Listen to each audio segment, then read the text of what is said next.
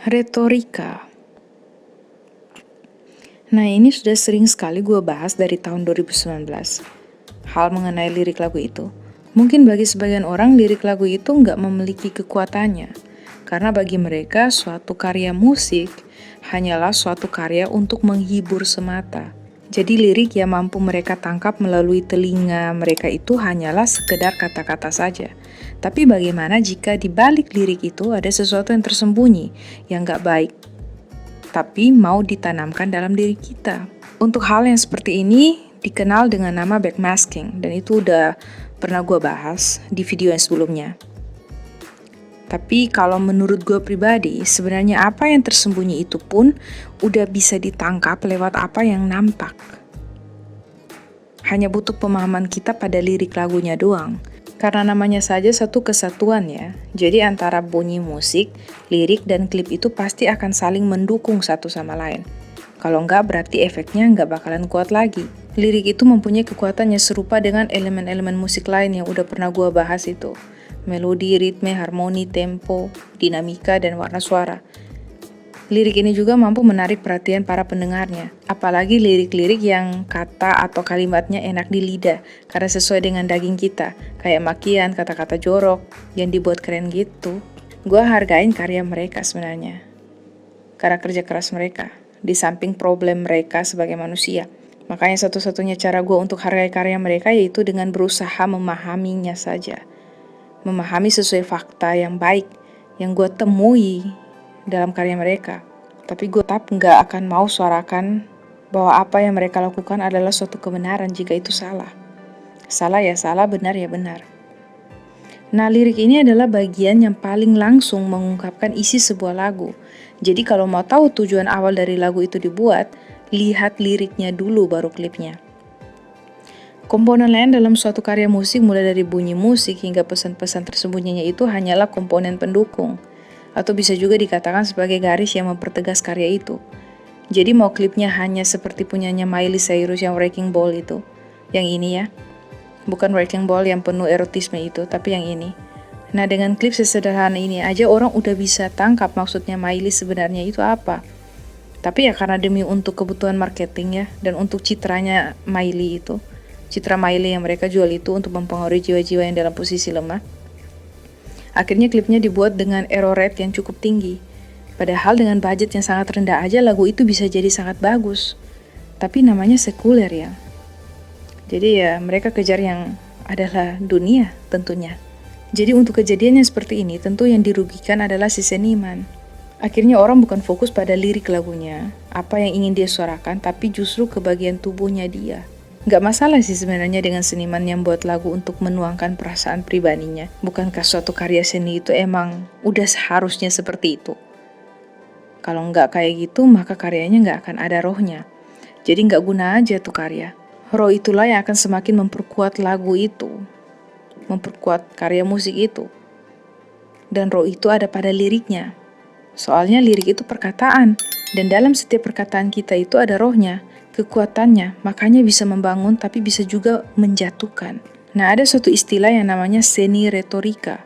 Hal inilah yang paling banyak dimanfaatkan dalam lirik-lirik di karya musik. Ada yang jadinya baik, tapi ada pula yang nggak baik. Semua tergantung lagi dari yang membuatnya itu tujuannya dia apa. Kalau tujuannya baik, tentu jadinya baik. Tapi kalau tujuannya jahat, jelaslah jadinya jahat. Dan bagaimana cara kita melihat baik atau jahatnya itu sebagai Kristen, tentu acuannya adalah Alkitab. Kalau gue pribadi sebagai seorang Kristen, gue merasa gue harus menguji segala sesuatu berdasarkan buku cara hidup untuk agama gue, agama Kristen, yaitu Alkitab. Mungkin ada yang KTP-nya Kristen tapi nggak sampai kayak gue, it's okay, itu lo dan hidup lo. Tapi gue nggak, gue dengan hidup gue nggak mau jadi kayak lo. Gue hidup dan gue bisa jadi Kristen, suatu pemberian yang luar biasa. Jadi gue nggak mau sia-siakan iman percaya gue. Gue nggak mau jadi manusia yang untuk bedakan tangan kiri dan tangan kanannya aja nggak bisa. Padahal dulu nenek moyang kita Adam dan Hawa makan buah pengetahuan yang baik dan jahat. Jadi jelas manusia pasti tahu mana yang baik dan mana yang jahat. Tapi manusia biasanya bingung mana yang benar dan mana yang salah. Ini dunia udah semakin abu-abu, semua pemahaman udah semakin bias. Itulah mengapa acuan gue akan tetap pada kebenaran dari Tuhan gue, yaitu Alkitab. Belajar-belajar dari sekarang jadi bisa diwarisin ke anak-anak kita. Zaman mereka itu akan lebih edan lagi soalnya. Nah, kembali ke retorika. Retorika ini diperkenalkan oleh Aristoteles pada abad sebelum Masehi, 384 sampai 322 sebelum Masehi kalau nggak salah ya. Dari sonolah, baru istilah retorika ini semakin menyebar luas ke segala bidang. Kayak yang paling terkenal itu sebenarnya retorika politik. Tapi jurnalistik juga ada, dagang aja ada, apalagi seni yang udah mencakup segalanya dalam satu wadah. Retorika ini sebenarnya adalah kemampuan menyusun dan menampilkan tutur untuk mempersuasi pihak lain. Walaupun sebenarnya kemampuan retorika ini bukan sesuatu yang terlalu WOW bagi orang yang suka berpikir logis-logis aja gitu. Nah, bagi orang-orang yang seperti itu, pasti pemikiran mereka ialah tuh orang emang udah pandai bertutur kata, makanya orang bisa terpengaruh. Dan ini emang ada benarnya juga. Lagi pula segala hal yang identik dengan kata persuasi itu hanya penting bagi masyarakat yang masih terbelakang tingkat kecerdasannya. Seperti halnya keadaan kehidupan masyarakat pada masanya si Aristoteles itu. Soalnya kalau persuasi bagi masyarakat modern yang tingkat kecerdasannya sudah demikian tinggi, nggak bakalan ngaruh lagi. Masyarakat modern nggak mudah dipersuasi seharusnya. Tapi fakta yang terjadi ialah bumi boleh semakin tua, jumlah angka di tahun boleh semakin bertambah. Tapi itu semua nggak menjamin semodern apa otak tiap manusia.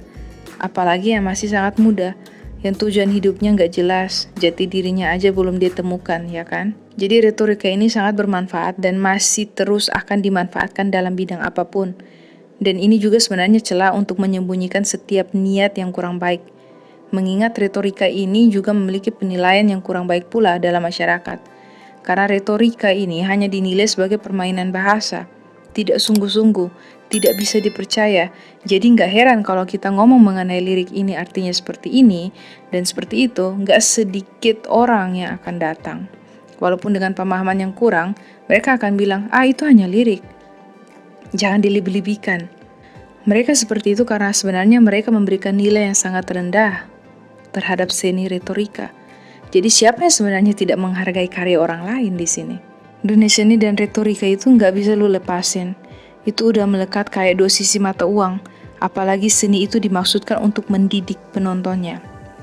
Mendidik yang entahlah, kembali ke yang tadi yang gue bilang.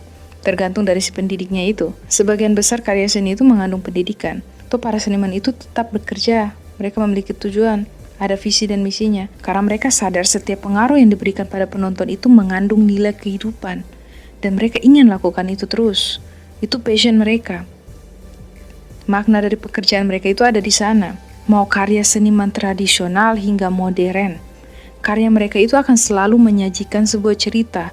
Entah tentang mereka atau orang lain Inilah bukti bahwa mereka sesungguhnya telah menggunakan retorika. Dan sekali lagi mengenai baik buruknya itu ya sekali lagi tergantung dari isi ajarannya mereka itu. Pendidiknya itu. Kalau dalam karya sekuler apalagi yang dari luar negeri sana, banyak yang kacau. Tapi ada juga yang kalau lu nggak salah nangkap, lu bisa ambil positifnya kayak Stairway to Heaven itu. Tapi gue nggak dengar lagunya, gue hanya baca liriknya aja, kayak baca puisi gitu. Jadi lagu-lagu yang udah gue tahu pasti backmasking nggak beres, nggak akan mau gue dengar. Apalagi yang gue tahu kalau penciptanya itu ada masalah spiritual, masalah rohani. Gue akan lihat orangnya, terus gue akan lihat lagi apa yang dia bicarakan di sana. Oke, masalah rohaninya buruk, tapi kalau jiwa nasionalismenya bagus, terus dia buat lagu yang bersifat nasionalis, oke, itu emang jalurnya dia dan gue akan dengar. Tapi kalau lu punya masalah perzinahan, terus lu mau share ke gue mengenai betapa benarnya perzinahan itu, maka sesungguhnya karya seperti itu lebih baik disingkirkan. Atau lu hidup gak percaya Tuhan, terus lu share lewat karya lu betapa hebatnya diri lu tanpa Tuhan yang dipercaya oleh manusia-manusia beragama. Nah kalau itu gak banget deh, sungguh. Hidup gue juga masih ada corak hitamnya yang belum selesai diputihin. Dan gue gak mau nambah semakin banyak corak hitam dalam diri gue hanya karena barang dagangannya lo itu. Jadi mengenai retorika ini sampai di sini aja. Thank you so much for watching my video. God bless you.